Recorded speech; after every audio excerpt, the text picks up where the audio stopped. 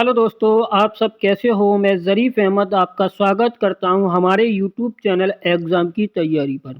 देखिए दोस्तों, हम आपको हिंदी में विशेषण पढ़ा रहे थे और विशेषण में 3 लेक्चर हो गए हैं, जिसमें मैंने तीसरे लेक्चर में आपको गुणवाचक विशेषण पढ़ाया था और आज हम आपको संख्यावाचक विशेषण पढ़ाएंगे, जो कि ये चौथा लेक्चर होगा।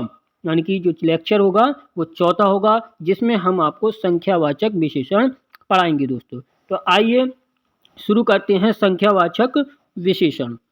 तो संख्यावाचक विशेषण के बारे में पढ़ते हैं दोस्तों।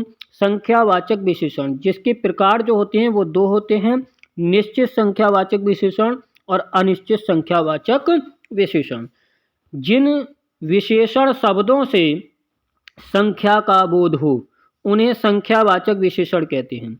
जिन विशेषण शब्दों से संख्या का बोध हो उन्हें संख्यावाचक विशेषण कहते हैं। नेक्स्ट देखेंगे, जिन शब्दों से संज्ञा या सर्वनाम, जिन शब्दों से संज्ञा या सर्वनाम की संख्या ज्ञात होती है उसे संख्यावाचक विशेषण कहते हैं। जिन शब्दों से संज्ञा या सर्वनाम की संख्या ज्ञात होती है उसे संख्यावाचक विशेषण कहते हैं। पहला देखेंगे निश्चित संख्यावाचक विशेषण, यानी कि जो पहला पढ़ेंगे हम वो पढ़ेंगे निश्चित संख्यावाचक विशेषण। अब निश्चित संख्यावाचक विशेषण में क्या है कि संख्या का जो बोध होता है वो निश्चित बोध होगा। क्या होगा? निश्चित बोध होगा। निश्चित संख्यावाचक विशेषण में क्या है, इसकी परिभाषा बस इतना ध्यान रखना है कि निश्चित संख्या का बोध होता है और निश्चित संख्यावाचक जो विशेषण होते हैं वो 5 प्रकार के होते हैं। कितने प्रकार के होते हैं? 5 प्रकार के। पहला जो प्रकार होगा वो होगा गणनाबोधक विशेषण। जो पहला जो प्रकार होगा वो होगा गणनाबोधक विशेषण। दूसरा जो प्रकार होगा वो होगा क्रमबोधक विशेषण। तीसरा जो प्रकार होगा आवृत्तिवाचक विशेषण। चौथा जो प्रकार होगा समुदाय बोधक विशेषण और पांचवा जो होगा प्रत्येक बोधक विशेषण।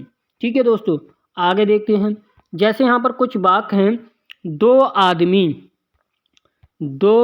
आदमी 5 कलमें, या तीसरा वाक्य मेरे पास हिंदी व्याकरण की 10 पुस्तकें हैं, या चौथा बाढ़ से 2 लाख लोग प्रभावित हुए हैं, या पांचवा हमने 5 पेड़ लगाए हैं, या 10 आदमी जा रहे हैं। तो देखिए 2, 5, ठीक है, 10 और 2 लाख, 5 पेड़, ठीक है, या 10 आदमी जा रहे हैं। यहाँ पर संख्या का बोध हो रहा है। तो इन वाक्यों में संख्या का बोध हो रहा है, तो ये क्या होगा? संख्या, यानी कि संख्यावाचक विशेषण हो गए। ठीक है, लेकिन अब इनमें ये भी देखना है कि निश्चित संख्या का बोध हो रहा है, कि बिल्कुल निश्चित संख्या का 2 हो रहा है, 5 हो रहा है, 10 हो रहा है, 2 लाख हो रहा है, 5 हो रहा है, 10 हो रहा है। ठीक है, ये सारे क्या बता रहे हैं? हमें संख्या का बोध करा रहे हैं। तो ये सारे के सारे हमारे क्या होगा? संख्या यानी कि वाचक विशेषण के अंतर्गत आएंगे। अब आगे देखते हैं थोड़ा सा विस्तार से। अब इसमें पहला प्रकार पढ़ेंगे संख्यावाचक विशेषण में। हम जो पढ़ना है वो निश्चित संख्यावाचक विशेषण पढ़ेंगे और निश्चित संख्यावाचक विशेषण के अंतर्गत पहला प्रकार आएगा गणनाबोधक विशेषण, यानी कि गणनाबोधक विशेषण। अब गणनाबोधक विशेषण के भी 2 प्रकार होते हैं, बस इसको इतना ध्यान रखना है, ये ज़्यादा इम्पोर्टेंट नहीं है। पूर्ण यानी कि पूर्णांक बोधक और अपूर्णांक बोधक। ठीक है, ये बस 2 होते हैं, ये ध्यान रखना। अब यहाँ पर इसकी परिभाषा क्या है? इसमें गिनती का बोध होता है। गणना बोधक में क्या होता है? गिनती का बोध होता है। जैसे 1, 2, 3, 4, 5, 6, 7, 8, 10, 20, 50, 100, 1000 आदि, मतलब जैसे गिनती करते हैं, काउंटिंग करते हैं, इस तरीके से गणना का बोध होता है। तो वहाँ पर गणना बोधक विशेषण होता है। अब देखिए यहाँ पर वस्तुओं की गणना बतलाता है, मतलब गणना बोधक में क्या कह सकते हैं? कोई भी वस्तु होगी उसकी वस्तुओं की गणना बतलाएगा। ठीक है, अब आगे देखते हैं। कोई भी वस्तु हो सकती है, वस्तु में ये नहीं है कि हाँ आदमी भी हो सकता है, बहुत सारी चीज़ें हो सकती हैं। ठीक है, तो यहाँ पर बस ध्यान रखना है आपको। जैसे वाक्य देखते हैं, तो 2 आदमी जा रहे हैं। अब देखो निश्चित संख्या का बोध हो रहा है, 2 आदमी जा रहे हैं और गणना भी हो रही है, निश्चित भी बोध हो रहा है और गणना भी हो रहा है। अगर मैं कहता कई आदमी जा रहे हैं, तो कई आदमी तो कई हैं, इसमें कोई निश्चित बोध नहीं हो रहा। ठीक है, कई बताने कितने आदमी जा रहे हैं, ठीक है। तो यहाँ पर ये ध्यान रखना है, गणनाबोधक है, गिनती का बोध हो रहा है। दो, अगर मैं कहता 3 आदमी जा रहे हैं तो 3 आदमी यानी कि गणनाबोधक हो जाता। ये संख्यावाचक विशेषण तो है, और संख्यावाचक विशेषण के अंतर्गत आता है निश्चित संख्यावाचक विशेषण, और निश्चित संख्यावाचक विशेषण के अंतर्गत आता है गणनाबोधक विशेषण है ये दोस्तों। अगला देखेंगे, ये 3 बालक और 4 बालिकाएं मौजूद हैं। तो देखो यहाँ पर 3 आ गया, यहाँ पर 4 आ गया, तो ये गणनाबोधक हो गया। तीसरा भाग, बस में 50 व्यक्ति हैं, तो 50 आ गया दोस्तों। मेरी कक्षा में 250 छात्र हैं। मेरी कक्षा में 250 छात्र हैं। पांचवा भाग, मैं 3 केले खा चुका हूँ। मैं 3 केले खा चुका हूँ। छठा भाग, हमारे गांव में 4 हाथी आए हैं। कितने? 4 हाथी आए हैं। सातवां भाग देख लें दोस्तों। सातवां भाग, हमने 5 पेड़ लगाए हैं। हमने 5 पेड़ लगाए हैं। आठवां भाग, मेरे पास हिंदी व्याकरण की 10 पुस्तकें हैं। मेरे पास हिंदी व्याकरण की 10 पुस्तकें हैं। नौवां भाग, बाढ़ से 2 लाख लोग प्रभावित हुए हैं। 10वां भाग, 7 में 3 दिन। तो ये सारे जो शब्द हैं 5, 2, 3, 4, 2 लाख, 10, ये सारे शब्द जो हैं वो गणनाबोधक है। 3 दिन, 7 दिन, ठीक है, ये सारे क्या हैं? गणनाबोधक विशेषण शब्द हैं, और ये गणनाबोधक विशेषण के वाक्य हैं। आगे देखते हैं। अब अगला जो प्रकार पढ़ेंगे हम निश्चित संख्यावाचक विशेषण में, वो आएगा क्रमबोधक विशेषण, यानी कि क्रम को बतलाएगा।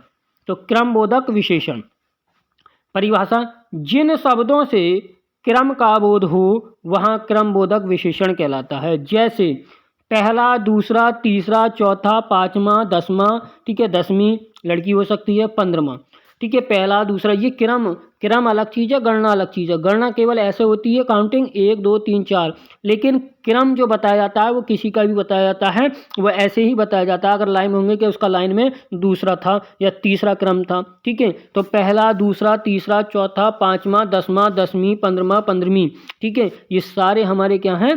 क्रम हैं, ठीक है, किसके? क्रमबोधक विशेषण के, ठीक है। अब देखिए यहाँ पर वाक्य देख लीजिए इसकी दोस्तों। तो पहला जो वाक्य हमारा इसमें, तो पहला व्यक्ति आगे रहेगा, तो यहाँ पर पहला आ गया, ठीक है, ये ध्यान रखना आपको। मैंने कहा तीसरा और चौथा आदमी एक दूसरे के पीछे रहेंगे, यहाँ पर तीसरा और चौथा आ गया। तीसरा वाक्य देंगे, शिक्षक ने छात्र से कहा 5वां पाठ पढ़ो, तो यहाँ पर 5वां आ गया। देखिए चौथी लड़की, ठीक है, चौथी लड़की, मैंने कहा चौथा लड़का। तो ये सारे शब्द कैसे हैं? क्रमबोधक विशेषण है दोस्तों, और निश्चित बता रहे हैं, इसमें क्या है? निश्चित संख्यावाचक विशेषण का बोध हो रहा है दोस्तों। आगे देखेंगे, नेक्स्ट देखेंगे आवृत्ति बोधक विशेषण। आवृत्ति बोधक विशेषण तीसरा, तो देखिए ये एक वस्तु की दूसरी वस्तु से अधिक का अनुपात बताता है। ये एक वस्तु का दूसरी वस्तु से अधिक का अनुपात बताता है। जैसे शब्द कौन से होंगे इसमें? दूना, तिगुना, 4 गुना, चौगुना, दोगुना, दोहरा, इकहरा, तिबारा, चौबारा, दोबारा, ऐसे शब्द जिसमें आएंगे तो वहाँ पर आवृत्ति बोधक विशेषण होगा, और वो संख्यावाचक विशेषण होगा। संख्यावाचक विशेषण के अंतर्गत निश्चित संख्यावाचक विशेषण होगा, और निश्चित संख्यावाचक विशेषण के अंतर्गत आवृत्ति बोधक विशेषण होगा। तो देखिए इसके वाक्य देख लेते हैं।